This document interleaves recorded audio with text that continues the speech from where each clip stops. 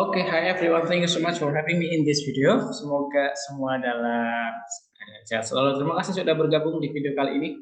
Kita akan melanjutkan pembahasan Unit 4. Previously we talk about some, any, and then we also talk about countable and uncountable noun.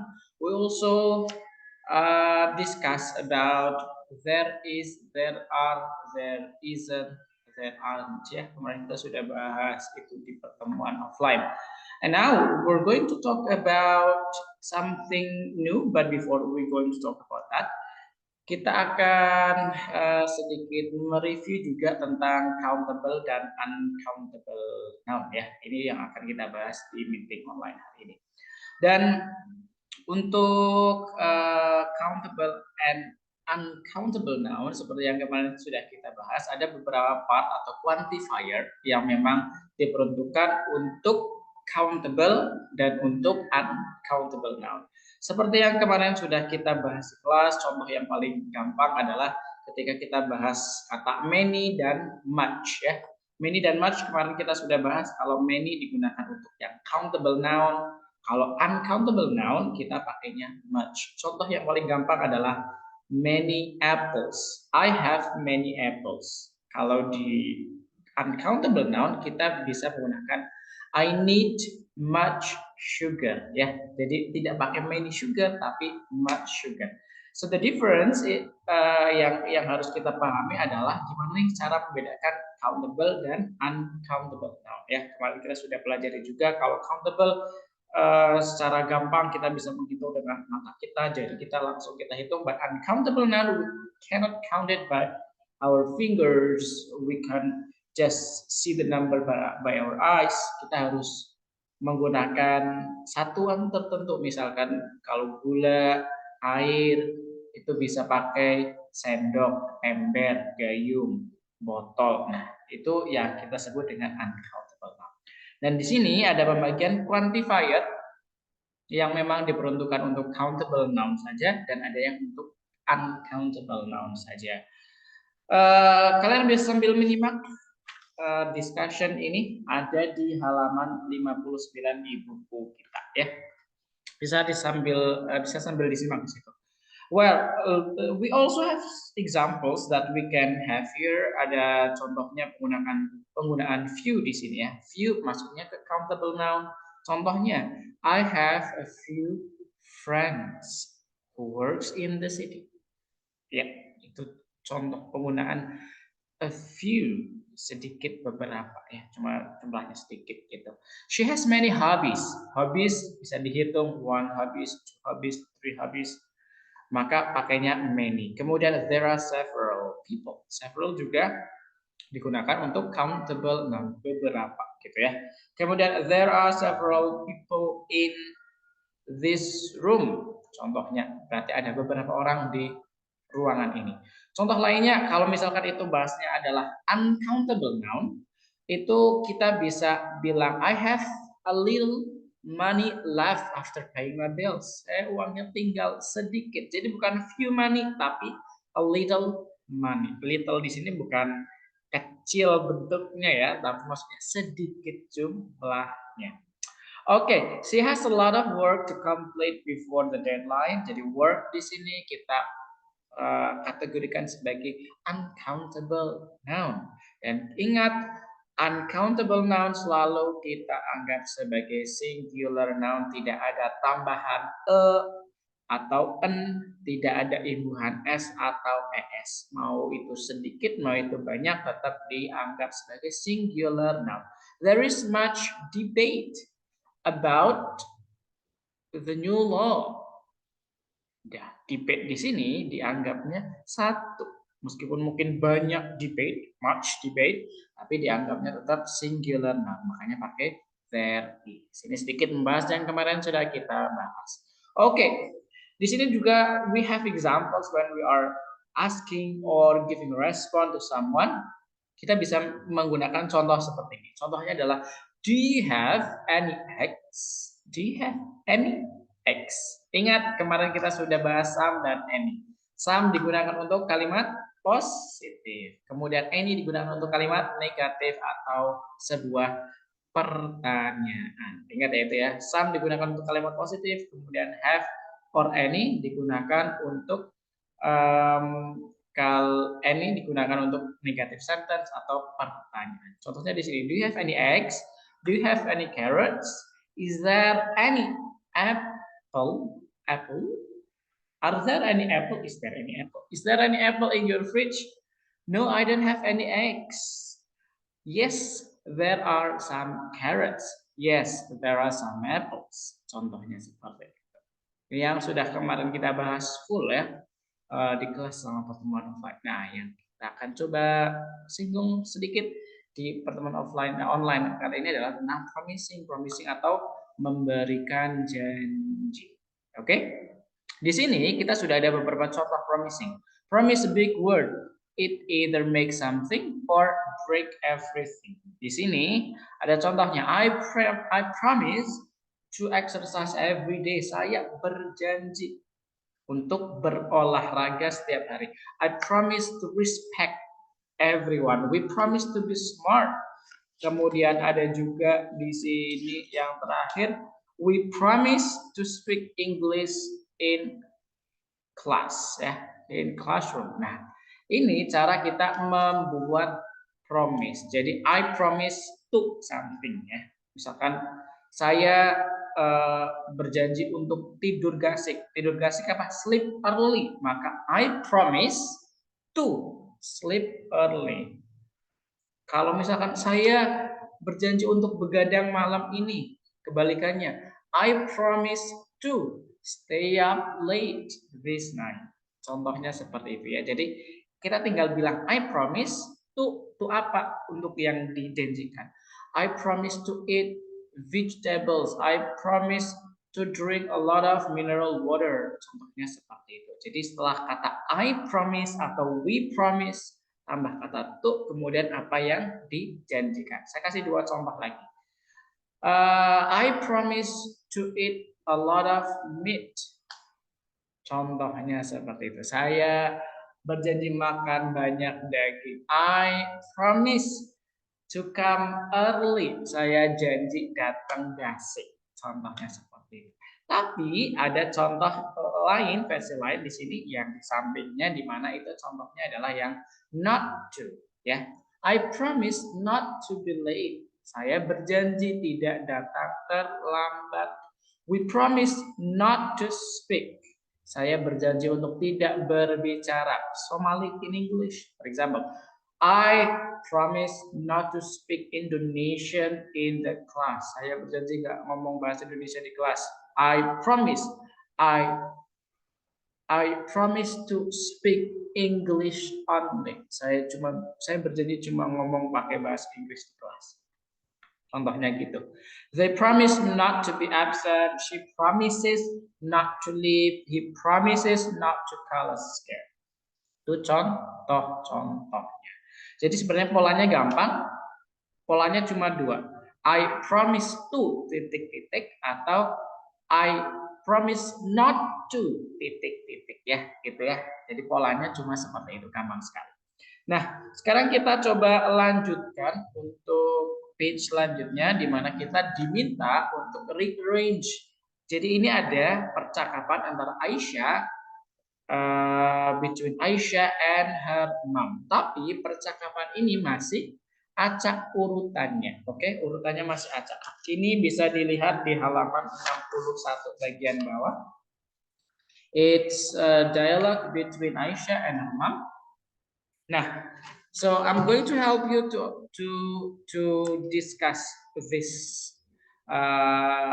dialogue. I don't think it's going to be easy because I love spicy food, but I will try. Kayaknya nggak gampang karena saya suka makanan pedas, tapi saya akan coba. Mamnya bilang, I want you to promise me. Saya pengen kamu buat janji ke mama. I had some spicy chicken and now my stomach hurts ya. Saya habis makan chicken spicy. Apa nih? Chicken spicy, ayam pedas. And now my stomach hurts dan sekarang perut saya sakit. And promise me that you'll keep your promise. Kamu harus janji kalau kamu akan nepatin janji kamu. Kemudian Aisyah bilang, oke, I promise I won't eat too much spicy. Aku janji nggak akan makan makanan pedas terlalu banyak. Mom bilang, from now on, don't eat too much spicy food. Dari sekarang, jangan makan makanan pedas terlalu banyak. Yang selanjutnya yang terakhir, don't worry mom, you have my word. Jangan khawatir mom, you have my word. You have my word ini artinya adalah saya berjanji atau mama bisa pegang kata-kata saya gitu ya. Nah, ini urutannya masih random. Maka what you need to do actually is arrange this jumble dialogue into a right order. Oke, kita coba mengurutkan mana nih urutan pertama, mana yang diucapkan pertama, mana yang diucapkan selanjutnya, mana yang selanjutnya, mana yang selanjutnya. Urutannya seperti itu. Now, what you need to do actually is very simple. If you are going to arrange them into a nice order, you just need to write the number here ya. Tinggal dituliskan aja angkanya di samping sini, mana yang nomor 1, mana yang urutan nomor 2, mana yang urutan nomor 3, mana yang urutan nomor 4, dan seterusnya, dan seterusnya. Katakan, oh ini Aisyah dulu, berarti Aisyah akan menjadi nomor ganjil karena selalu dimulai dari nomor 1. Berarti Mam dari nomor 2 misalkan gitu. Berarti Mam dapat yang nomor 5. Berarti 1, 2, 3, 4, 5, 6. Diurutkan aja, ditulis di samping sininya ya. Urutan angkanya. Mana yang nomor 1 dulu, mana yang nomor 2, mana yang 3, dan seterusnya sampai yang urutan terakhir. So it's very simple. Tinggal tulis urutannya saja di sini. Itu untuk yang promising. Selanjutnya, we're going to talk about this ya. This is part of our discussion. Sebelum nanti kita akan coba belajar secara komprehensif di meeting selanjutnya membahas tentang procedural text. Kita akan memulainya dengan sedikit berbincang tentang ini. Ada beef, ada beef bacon. It's a bit confusing ya, karena beef dan bacon ini dua daging yang berbeda. Jadi kalau beef itu adalah daging sapi, bacon adalah daging pork ya. Jadi it's two different things. Jadi saya rasa biar gampang di sini kita coret beefnya karena ini tinggal baconnya saja. Jadi bukan beef bacon karena ini dua daging yang berbeda. Beef is from cow, bacon is pork ya. Jadi dua daging yang berbeda, tidak ada beef bacon. Nah, di sini kita juga punya red pepper, ada saucepan, oil, cooking pot, pasta, onion, tomato. Nah, tomato. Nah, yang perlu kita lakukan adalah sangat sederhana. Kita tinggal taruh kata-kata ini di dalam kotak yang sudah tersedia di buku ya. Nanti tinggal dituliskan saja di buku di bawah gambar. Misalkan bacon, oh bacon ini pork, yang dagingnya mana? Oh ternyata ini adalah bacon. Contohnya seperti itu. Bacon, nanti tulis di sini ya. Bacon. Nah, begitu juga dengan yang red pepper, cooking pot, pasta, onion, saucepan, oil, and tomato. Jadi semuanya harus dituliskan di bawahnya. Gampang ya? Gampang. It's very easy. It's very easy to do this activity. Ini gampang sekali. Nah, sekarang kita coba lanjutkan untuk slide selanjutnya. Slide selanjutnya ini sudah bahas tentang read this procedure text. Cara membuat pasta with bacon. With bacon. Ingat kita pakai bacon aja, beefnya dicoret karena bacon itu pork. Di sini kita sudah punya teksnya apa saja, ingredients itu adalah komposisinya, kemudian ada methodnya, tata cara memasaknya. So based on this procedure text, what you're gonna do actually is very simple, gampang banget. Nah, tinggal dicocokkan nih mana step-stepnya yang sesuai dengan gambarnya. Contohnya di sini kalian tinggal taruh aktivitas, ini methodnya ada 5 methods, ada 5 step di sini. Nah, yang perlu kalian lakukan adalah kalian taruh urutannya di sini. Tapi kita perlu cek dulu nih, ada yang kurang pas atau enggak. Soalnya di gambar we have 6 pictures but we only have 5 methods. Nah, di sini ada cut the onion, red pepper, and beef and bacon into small pieces. Heat some olive oil in a pan and fry the onion, red peppers, and the bacon. Add oregano, garlic, tomatoes, and water and cook for 20 minutes. Cook the pasta in a big pot of boiling water. Serve the pasta with the sauce and enjoy. Okay, it seems that berdasarkan yang di atasnya kita bisa urutkan, paling enggak gampang ya, tinggal diurutkan aja. Mana nih yang pertama, kedua, dan ketiga sampai urutan yang ke terakhir. Di sini ada 6, nanti kalian bisa menyesuaikan dengan method yang ada di sini, yang di atasnya. Kalau di halaman 64 kita bisa lihat itu gambarnya di atasnya, diurutkan nih berdasarkan method yang ada di sini. Urutannya mana, urutan nomor 1 sampai dengan nomor terakhir, gambar ke-6. And then after that you have to answer the following question. The following question di sini adalah pertanyaan di activity 3B-nya di bawahnya. Nah, gimana kalian jawabnya? Kalian langsung tulis jawabannya di sini saja seperti biasa, di sampingnya ya.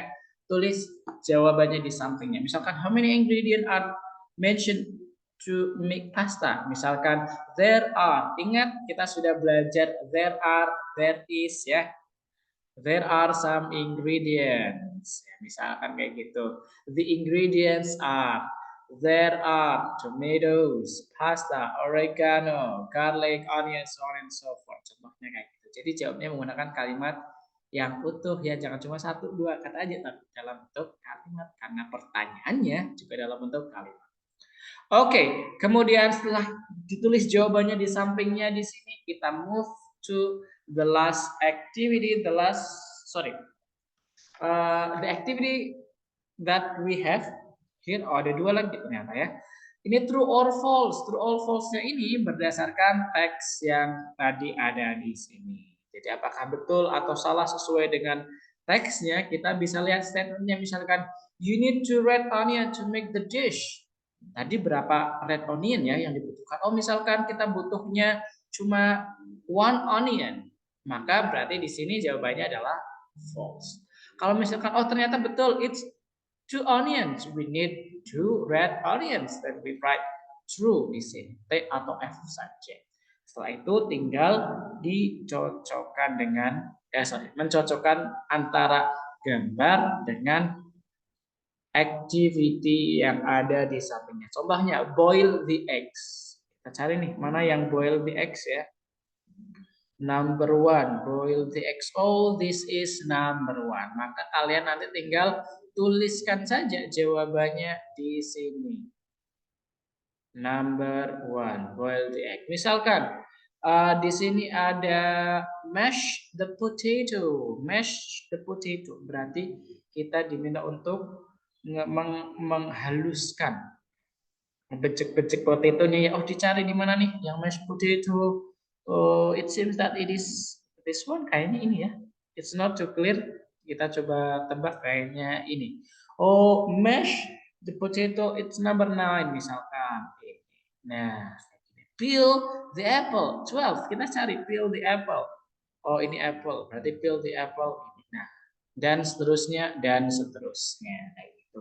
Jadi our activity actually we have several activities. Kita ada activities yang perlu dikerjakan dari mulai halaman ke 61 yang bagian bawah yang arranging the promises ya. Ini Jadi kita urutkan, ingat seperti yang tadi sudah saya sampaikan, you have to make them in order, just write the number from number 1 until the last ya. Sampai nomor 1 sampai nomor yang terakhir. Misalkan Aisyah, this is number 1. I had spicy chicken and now my stomach hurts. Nah, tulis di sini nomor 1. Nomor 2-nya mana? From now on, don't eat too much spicy food. Nah, di nomor 2 tulis nomor 2 di sini. Misalkan seperti itu. Tinggal kalian coba urutkan mana yang paling pas, diurutkan dari nomor 1 sampai dengan nomor terakhir. Kemudian the next activity, you only need to write down the words here, the noun, under the correct picture. Tadi kita sudah contohkan bacon ya, tidak ada beef kan, tapi pakainya bacon aja. Biar lebih oke. Kemudian we also have reading text. Reading text tentang procedural text, dan based on this reading text, procedural text, kita harus mengisi jawaban yang ini, mengurutkan urutan masaknya sesuai dengan method yang disebutkan, and answering this, dan tulis jawabannya di samping pertanyaannya di buku langsung. Kalian punya space kok di bukunya di sini, jadi oke ya. Kemudian selanjutnya answer whether the statement are true or false ya, sesuai dengan teksnya. Kemudian yang terakhir mencocokkan aktivitasnya ini, boil the eggs, mix the ingredient, fry the meat dengan gambar yang tersedia. Seperti biasa, after you finish do all of the activities, sign your name, take a picture and upload to our online class. Seperti biasa, gampang sekali. Setelah selesai, tanda tanganin, kasih nama, difoto, terus upload di on class kita. So, itu saja untuk meeting online kita hari ini. Semoga semua bisa menyimak dengan rasa kesama. If you need more explanation, bisa di rewind lagi ya, di replay lagi videonya. But if you have any questions, you may ask me. Seperti biasa. Ya, seperti itu saja. Terima kasih sudah bergabung di video pembelajaran hari ini. Terima kasih, semoga semua sehat. Terima kasih, bye bye, have a good one.